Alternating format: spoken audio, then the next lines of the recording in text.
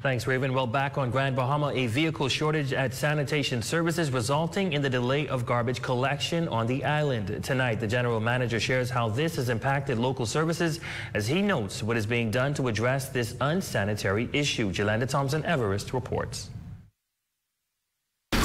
Waste management services here in Grand Bahama has an island-wide vehicle shortage. Sanitation Services General Manager Luke Carroll revealing that the company is currently faced with insufficient resources.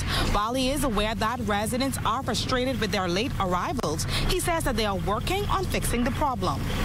The vehicle shortages that's maybe the first step in that creates this problem with us with being able to keep all of our trucks on the road.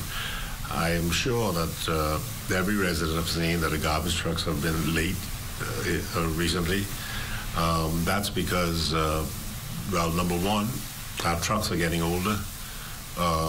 When we don't see that being corrected until maybe the middle of next year, late next year, because there's just no trucks to buy. Carroll speaking to the interruption of worldwide manufacturing and how global wars are impacting the flow of purchasing the motor parts they need.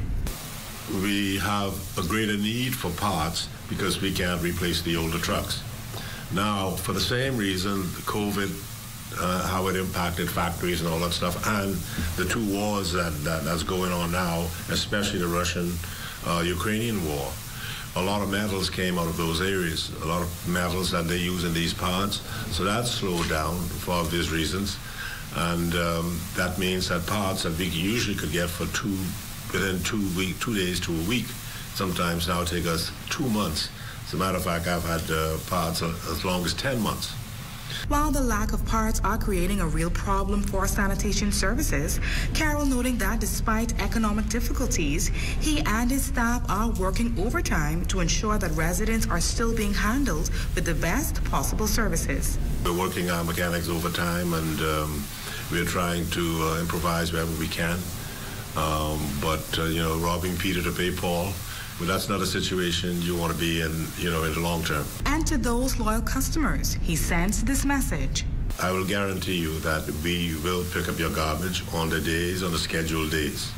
I just can't guarantee you that it'll be as timely as Freeport as they used to having it.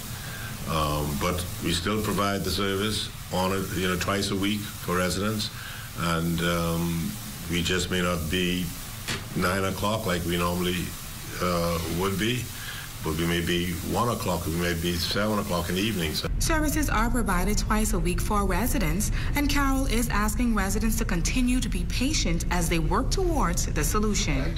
For the Bahamas Tonight, the Northern Edition, I'm Yolanda Thompson-Everest.